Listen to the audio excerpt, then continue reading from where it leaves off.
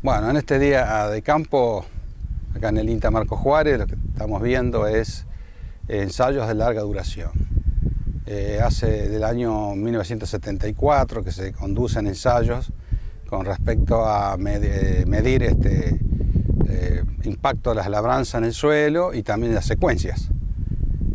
Uno de los primeros ensayos que se pudo hacer acá fue el doble cultivo, o sea, el trigo-soja.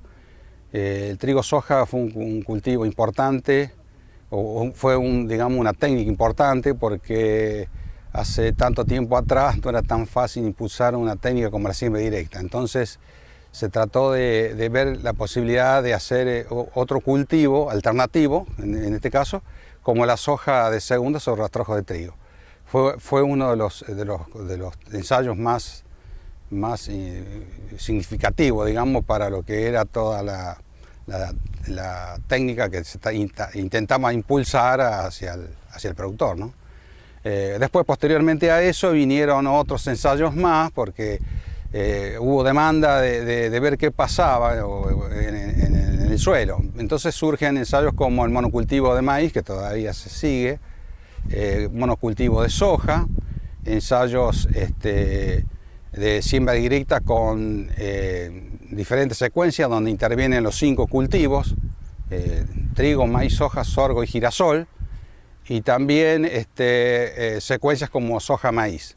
Esos son los 5 ensayos que nosotros manejamos. Hay otros de otro tipo, donde se va intercalando otras técnicas, pero siempre tendiendo a ver el impacto y la mejora que puede producir el suelo. Una de esas en este momento es los cultivos de cobertura. Los cultivos de cobertura son muy importantes, no solo para ver de mejorar la parte de fertilidad del suelo, sino también en zonas donde hay pendientes, donde hay que aplicar sistemas de conservación pura de suelo.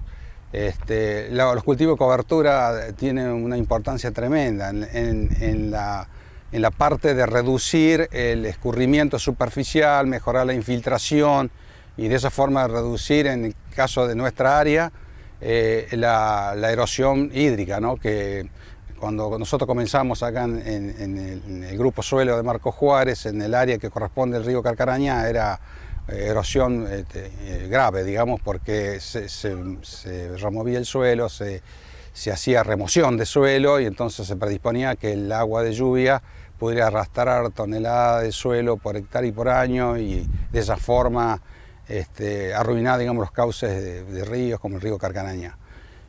Bueno, en este momento, con esta técnica, como dije, de los cultivos de cobertura, no solamente son buenos para tratar de reducir la napa, que también es un problema del área, sino también para reducir la erosión. Y bueno, y con respecto a los otros ensayos que todavía tenemos, los vamos a intentar mantenernos en el tiempo, porque tal como dijera el ingeniero Hugo Marelli, ver qué pasa en el suelo con respecto a la fertilidad depende del tiempo. En este día de campo tenemos la oportunidad de poder hablar de la importancia de la sustentabilidad, que es un término, digamos, muy utilizado.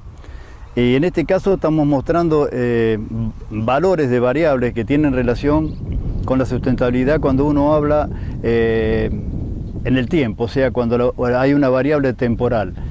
En estos 40 años, más de 40 años de los ensayos de labranza, hemos obtenido resultados que son significativos y que explican el tiempo que necesita algunas variables para efectuar algún cambio, un cambio que se estabilice, o sea, pasar de una estabilidad de un sistema convencional a una estabilidad de un sistema de siembra directa. Así hemos encontrado que el sistema convencional, comparado con el valor inicial, lo que llamamos la línea base, presentan valores de 25 toneladas por hectárea y por capa. La capa sería en este caso de 25 centímetros. Eso sería el stock de carbono que tenemos en más de 40 años de la secuencia trigo-soja.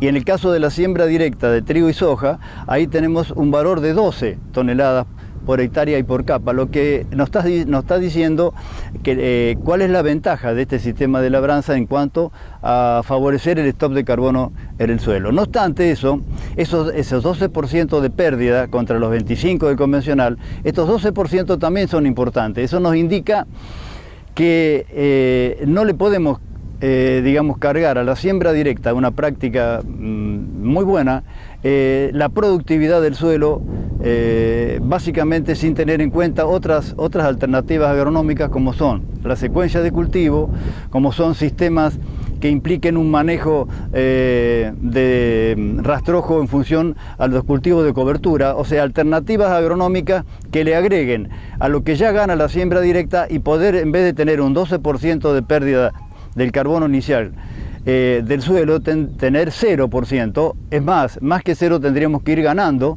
para poder darle, como se habla siempre a las generaciones futuras, un suelo que tenga un sistema, una productividad importante. ¿Por qué? Porque la demanda de alimentos va a ser cada vez más mayor y la responsabilidad técnica también va a ser cada vez mayor. Por eso estos ensayos de larga duración están relacionados con otros ensayos de larga duración en todo el mundo. Fue digamos, invitado a participar en el año 2008 del anuario de todos los ensayos de larga duración del mundo, de la revista del Agronomy Journal de Estados Unidos, y aparte nuestra institución INTA lo declaró de interés institucional, y también tuvimos que el Congreso de la Nación lo declaró de interés nacional. O sea que yo creo que es importante mantener estos ensayos de larga duración porque nos va a permitir conocer qué pasa con algunas variables como el carbono o como la materia orgánica particulada, o sea, que son valores que nos permiten, son más eficientes para determinar las diferencias entre los diferentes tratamientos de labranza y de fertilización, sino también micronutrientes, elementos que tenemos que tener en cuenta y no esperar a que estén por debajo de los valores críticos y salir después a apagar el incendio detrás. O sea, hay que prevenirlo. Yo creo que los ensayos de larga duración previenen y permiten obtener una indicación de la sustentabilidad del suelo con valores concretos y en un tiempo concreto. Bueno, en este caso se mostraron unas parcelas que tienen aplicación de efluente porcino, son parcelas de trigo, y se las comparó con una fertilización nitrogenada que tiene urea y una parcela de testigo que no tiene aplicación ni de efluente ni de urea. En la fertilización mineral y en la aplicación con efluente se aplicó la misma dosis de nitrógeno y se evalúa, se trata de ver si el efluente porcino puede sustituir la fertilización nitrogenada de origen mineral. En este caso, bueno, no tenemos datos, son parcelas experimentales, pero bueno, con datos anteriores de ensayos hemos observado que la aplicación de efluente, al aportar nutrientes al cultivo, logra incrementar los rendimientos y la biomasa aérea, y por lo tanto puede sustituir o reemplazar la fertilización nitrogenada. Logra incrementar los rendimientos comparado cuando no se aplica ningún tipo de fertilizante, y por lo tanto es una alternativa viable para aplicar nutrientes a diferentes cultivos. Principalmente lo que se recomienda es aplicar sobre cultivos que tienen alto requerimiento de nitrógeno, como es en el caso del maíz, en el caso del trigo también, para que hagan una extracción de principalmente nitrógeno y los nutrientes que se estaría aportando con las aplicaciones de efluente, cuando se hace un uso agronómico con estos residuos. Estamos hoy en el día de campo del INTA de Marcos Juárez. La idea era mostrar un poco cuáles son las alternativas que se están proponiendo para el manejo de malezas, manejo del agua, manejo de nutrientes en general. Una de las alternativas sería el tema de los cultivos de cobertura como una herramienta clave para quizás el manejo de malezas otoño-invernales en esta latitud, obviamente. En el caso de un cultivo de cobertura como centeno triticale, estaríamos controlando malezas por competencia, interferencia de recursos, y posteriormente otra cosa que estamos evaluando es la interferencia, o sea, el detenimiento del cultivo de cobertura, de su crecimiento, en este caso, en vez de con un herbicida, con un rolo, ¿no es cierto? Este rolo, ya lo hemos visto en algunas oportunidades, consiste en un cilindro con unas cuchillas de reja que son sin filo, eso va a aclarar muy bien de que no tienen que cortar, y detener el crecimiento. Estamos ahí con una situación en la cual tenemos que depender de la fenología, es decir, esto ya no es como un herbicida que uno lo aplica cuando quiere, sino que dependemos de la fenología del cultivo para lograr un buen control. En el caso de las gramíneas, esto se hace en antesis. En cambio, en Vicia villosa, esto hay que realizarlo con un 100% de floración. En este caso estamos teniendo resultados muy interesantes en estos últimos 5 años, y posteriormente este residuo lo que nos está haciendo es un control de malezas primavero-estivales. Con este residuo está quedando en superficie por interferencia, o sea, lo que es interferencia de la luz, el calentamiento del suelo, y también algo de nutriente que todavía no vuelve al suelo rápidamente como cuando hacemos una gramínea. Entonces, en este caso es un importante aporte el que están haciendo en esta región, sobre todo en el departamento de Marcos Juárez, ya que podemos desarrollar abundantes producciones de materia seca, y con eso tener controles muy aceptables de malezas primavera-estivales y otoño-invernales. Lo que se mostró acá en este día de campo fue resistencia genética lograda por líneas desarrolladas en el laboratorio de biotecnología, utilizando marcadores moleculares para la selección, ¿bien? O sea, selección asistida por marcadores moleculares, esa es la técnica. Y bueno, lo que se mostró fueron una variedad que es puntal, a donde se le introgresó, se le metió un gen de resistencia, el RR47, y le genera resistencia a roya de la hoja. Y también se mostró Oasis, otra variedad que era susceptible a Fusarium, que se le introgresó un gen que es el SUMAI3, ¿bien? Que le genera una resistencia parcial, una tolerancia a Fusarium, que es la variedad MS416. Los marcadores se utilizan para lo que es calidad, sanidad, ¿bien? Y adaptación. En lo que es calidad, lo que podemos hacer es obviamente aumentarla, y estamos llevando muchos estudios de ver asociación entre rendimiento y calidad. ¿Bien? Estamos metiendo en materiales de alto rendimiento genes de resistencia, genes que aumenten la calidad panadera. En cuanto a resistencia, bueno, también es básicamente el mismo principio, o sea, usar materiales con alto rendimiento e incorporarles genes de resistencia y a enfermedades. Y en adaptación, una de las ramas que estamos trabajando es modificar la adaptación de materiales, tratar de desarrollarle, tunearlas, de cambiarle su ciclo para ajustarlas mejor a lo que pueden ser futuros escenarios de cambio climático. ¿Bien? Entonces, por ejemplo, lo que se logró es a través de la sustitución de genes de BRN1, que son genes lo que le genera al trigo la necesidad de exposición a baja temperatura, que es vernalización, ese proceso.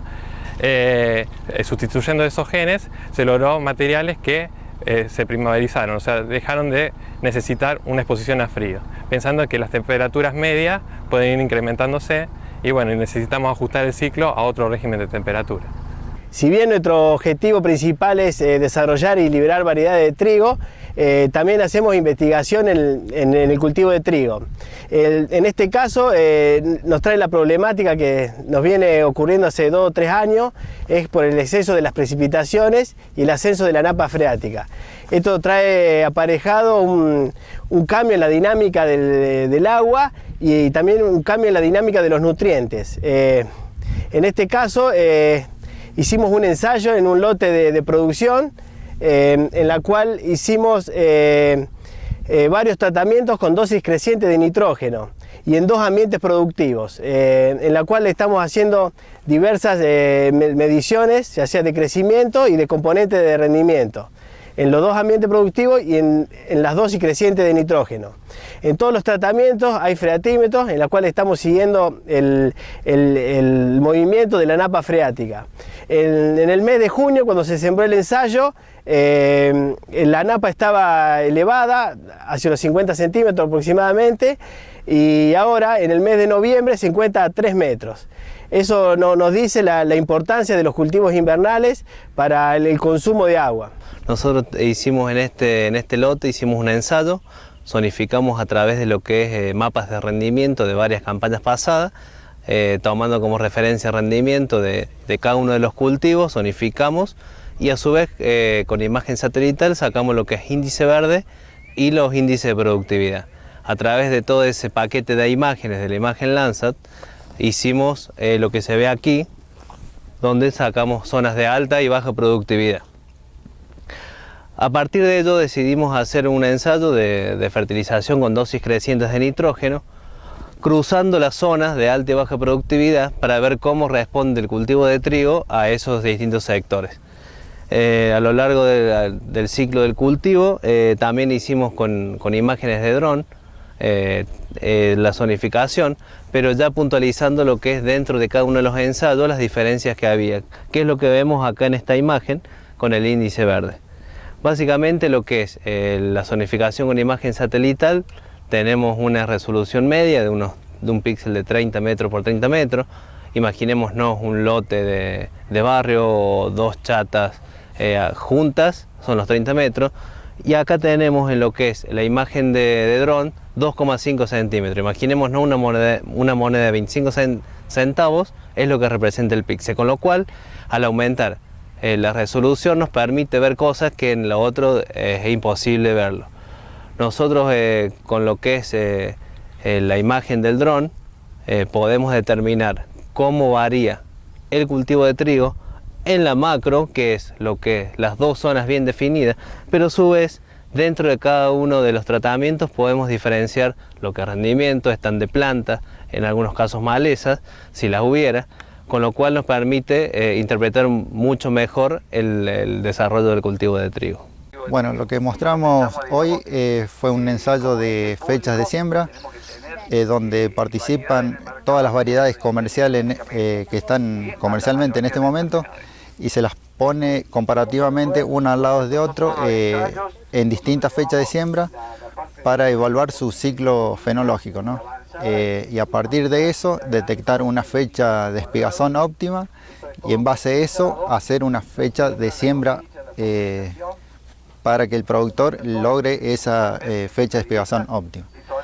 En estos ensayos se trata de ver la sensibilidad al fotoperiodo que tienen todas las variedades, los requerimientos de frío, las interacciones entre ellas y en base a eso es la manera de definir el ciclo, ¿no?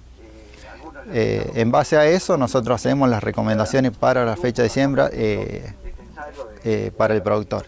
No solo la fecha de siembra, sino determinar hasta dónde una variedad se puede expandir, sobre todo las invernales. Una invernal con bajo requerimiento de frío, en esta zona no tendría problemas de fechas de siembra en un cierto rango de fecha de siembra, ¿no? En cambio, una de alto requerimiento de frío, o hay que sembrarlas muy temprano, o el límite sería más o menos en esta zona, porque más al norte no alcanzarían la cantidad de heladas o de frío como para que el cultivar exprese su potencial de rendimiento. Bueno, la importancia de recomendar la fecha de siembra es tan importante como